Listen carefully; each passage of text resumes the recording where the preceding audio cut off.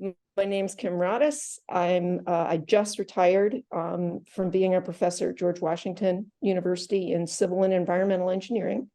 Well, my name is Sonia LeBlanc. I'm a professor in the Mechanical and Aerospace Engineering Department at the George Washington University. Most of the time, when I was in classes and things, I was either the only woman or the only one of two. When I started, there were no women on faculty in the School of Engineering.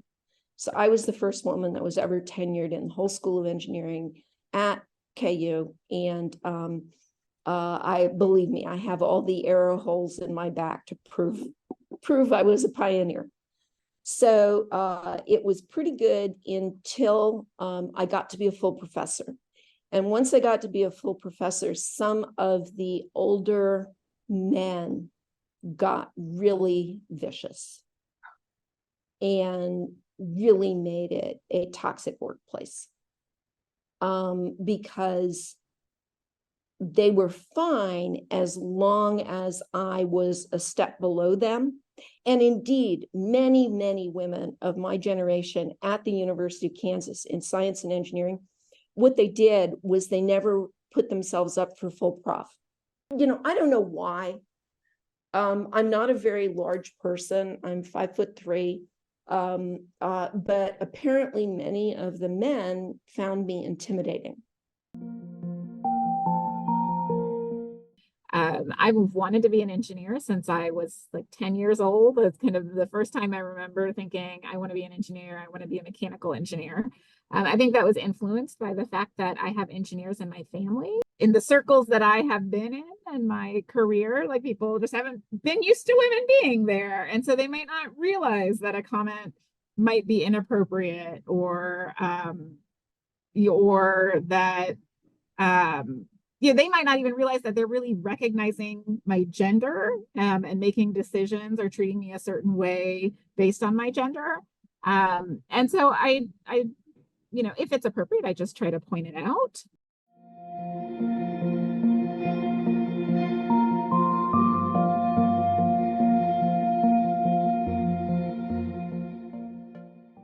So that has been a very important part of my pathway as an engineer. Well, I would say where it really had a significant impact is when I was in graduate school.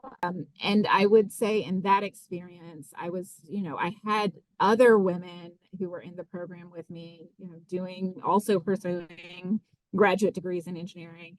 And they were really smart, and we were all very supportive of each other. That support, that community was very important and has continued to be very important to me.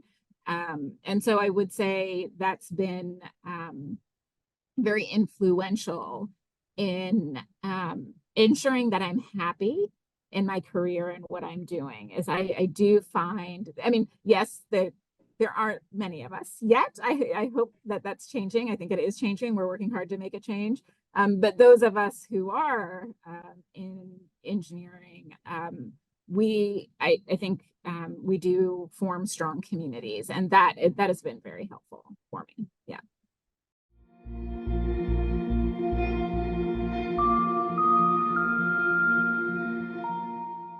We just have a cultural problem in our society where a lot of the STEM fields, the work environment is not good.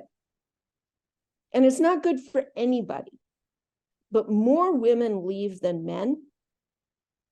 And my personal belief is the reason for it is because the women that are in STEM are self-selected. They tend to be better. So it's like one of the things that I was trying to do as a faculty member was I really wanted to be working on stuff so that women were allowed to be average and succeed in engineering. Because what happens at GW is you look at the class ranks and you look at the number of people who are getting scholarships and stuff, and the women are outperforming the men all the time. And it's because you had to, this was true at MIT.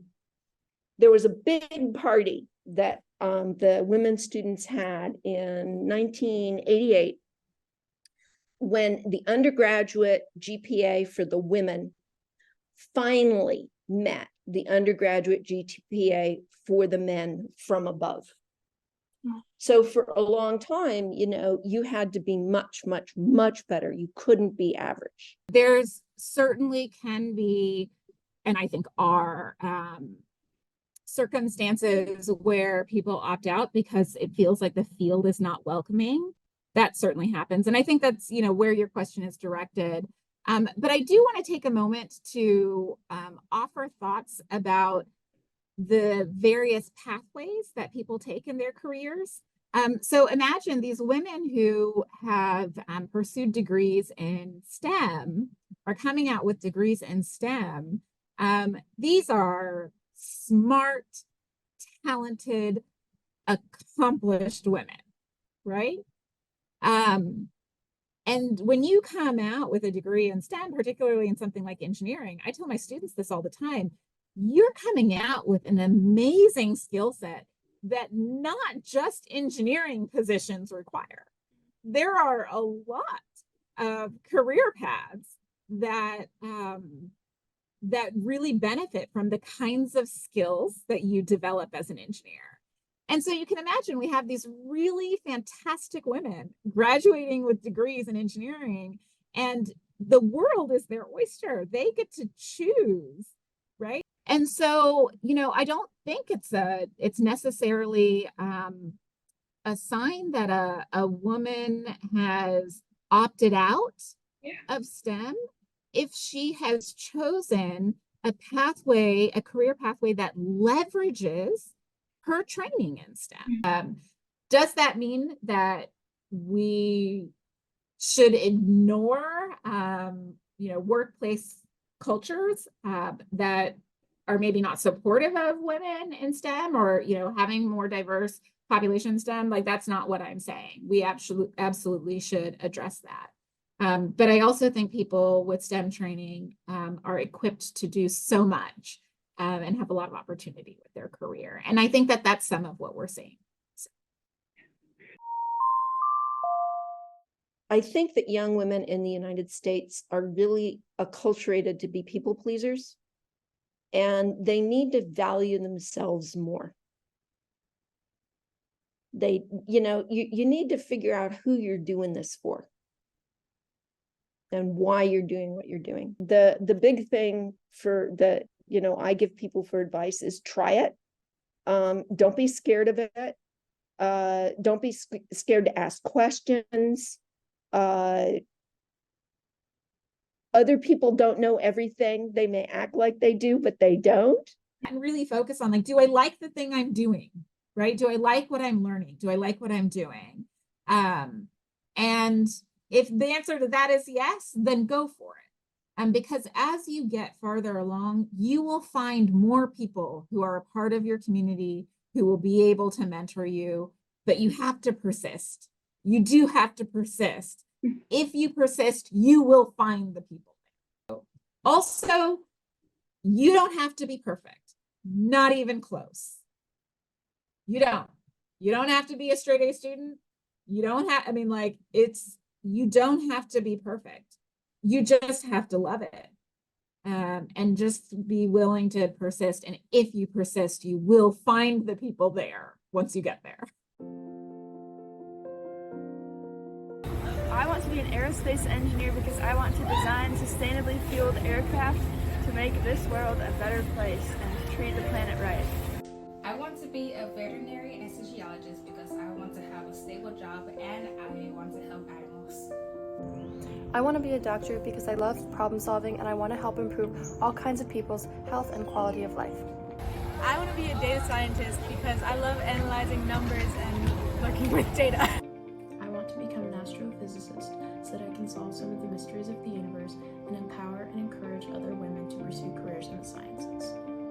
I want to become a doctor because I hope to help patients and improve the field of medicine. I want to be a physicist because I want to make discoveries about the universe.